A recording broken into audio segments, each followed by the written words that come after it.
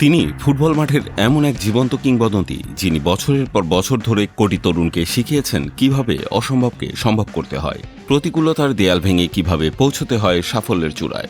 Record বইয়ের পাতা উল্টালেই যার নাম সবার আগে ভেসে ওঠে তিনি ক্রিশ্চিয়ানো রোনালদো, অর্থাৎ CR7। কিন্তু মহাকালের নির্মম নিয়মে ফুটবলের এই মহাসূর্যকেও আজ অশ্রুসিক্ত চোখে বিদায় নিতে হল। স্পেনের মিকেল মেরিনোর শেষ মুহূর্তের সেই নাটকীয় গোলটি শুধু পর্তুগালকে বিশ্বকাপ থেকে ছিটকে দেয়নি, বরং ভেঙে চুরমার করে দিয়েছে কোটি ভক্তের হৃদয়। ম্যাচের শেষ বাঁশি বাজার পর যখন ক্যামেরার লেন্স তার উপর স্থির হল, দুনিয়া দেখল অন্য এক রোনালদোকে, যিনি হতাশা আর বিষণ্ণতায় ভরা চোখে কান্না আটকানোর আপ্রাণ চেষ্টা করছিলেন। তবে সবচেয়ে বড় ট্র্যাজেডি ছিল মাঠের ভেতরের দৃশ্য। যে মানুষটা 2 দশক ধরে পর্তুগালের ফুটবলকে টেনেছেন বিদায়ের মুহূর্তে সতীর্থদের অবহেলায়, তিনি যেন মাঠের মাঝখানে এক নিঃসঙ্গ বিচ্ছিন্ন দ্বীপ। কেউ কেউ এত নির্লিপ্তভাবে এসে হাত মিলিয়ে গেলেন, যা দেখার চেয়ে চোখ ফিরিয়ে নেওয়ায় ভালো ছিল। ফুটবলের সর্বকালের সেরা রাজপুত্রের এমন নিরস বিদায় ইতিহাস সহজে ভুলবে না।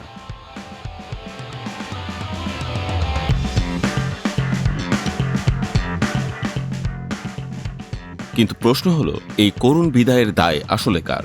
গভীরভাবে বিশ্লেষণ করলে দেখা যাবে এর দায় ত্রিমুখী। 2022 বিশ্বকাপে মরক্কোর কাছে হেরে কেঁদে বিদায় নেয়ার পর রোনালদো নিজের জেদ থেকে 4 বছর ধরে নিজেকে বিশ্বকাপের জন্য প্রস্তুত করেছিলেন। তবে গতিহীন শরীর আর বার্ধক্যের ছাপ নিয়ে জোর করে বিশ্বমঞ্চ কাঁপানো যায় না, যা ইংলিশ ফরওয়ার্ড ক্রিস সাটনের কথায় স্পষ্ট। তিনি মাঠে কোনো প্রভাব রাখতে পারেননি, বরং একজন বৃদ্ধ মানুষের মতো হাঁটছিলেন। তবে রোনালদোর চেয়ে বড় কাঠগড়ায় থাকবেন কোচ রবার্তো মার্টিনেজ। দলের চেয়ে রোনালদোর ব্র্যান্ড ভ্যালুকে বড় করে দেখার এক অন্ধ ফ্যানবয় মানসিকতা দেখিয়েছেন তিনি। যখন কিছুতেই কিছু হচ্ছিল না, তখন তিনি ইনফর্ম গঞ্জালো রামোসকে সাইড বেঞ্চে বসিয়ে রেখে ছায়াময় রোনালদোকে পুরো 90 মিনিট মাঠে রেখে দিলেন। অন্যদিকে সতীর্থরাও যেন মাঠে রোনালদোকে বল না দেওয়ার এক অলিখিত নীরব বিদ্রোহে মেতেছিলেন। দুর্বল উজবেকিস্তানের বিপক্ষে জোড়া গোল এবং ক্রোয়েশিয়ার বিপক্ষে একটি পেনাল্টি গোল ছাড়া এই বিশ্বকাপে রোনালদোর আর তেমন কোনো অর্জন ছিল না। বরং এই পরাজয়ের মাধ্যমে বিশ্বকাপের সবচেয়ে বেশি 8টি ম্যাচ হারার এক বিব্রতকর রেকর্ড এখন তার সঙ্গী।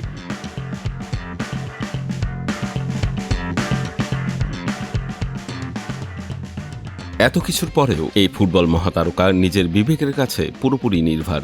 বিদায় বেলায় রাজকীয় অহংকার নিয়ে রোনালদো বিশ্বকে মনে করিয়ে দিয়েছেন এক অকাট্য সত্য।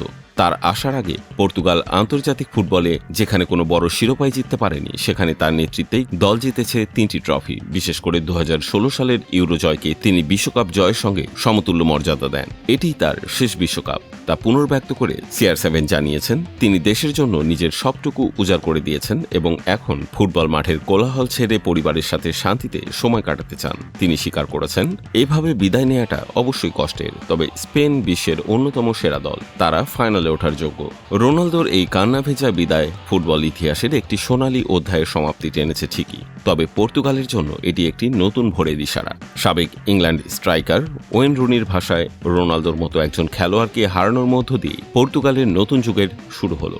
এতদিন যারা রোনালদোর বিশাল ছায়ায় ঢাকা পড়েছিলেন, সেই ব্রুনো ফার্নান্দেজ, ভিতিনিয়া, নুনো মেন্দেসদের এখন সময় এসেছে নিজেদের প্রধান ভরসা হিসেবে প্রতিষ্ঠিত করার এবং তারুণ্যের সামর্থ্য দেখানোর। হ্যাঁ, পর্তুগাল হয়তো তাদের মহাতারকার এই শেষ বিকেলের মলিন রূপটা মনে রাখতে চাইবে না, কিন্তু রোনালদোর পুরো ক্যারিয়ার জুড়ে ছড়িয়ে থাকা হাজারো রূপকথা, অবিশ্বাস্য গোল আর কখনো হার না মানার মানসিকতা চিরকাল থেকে যাবে আগামী দিনের পথ প্রদর্শক হয়ে।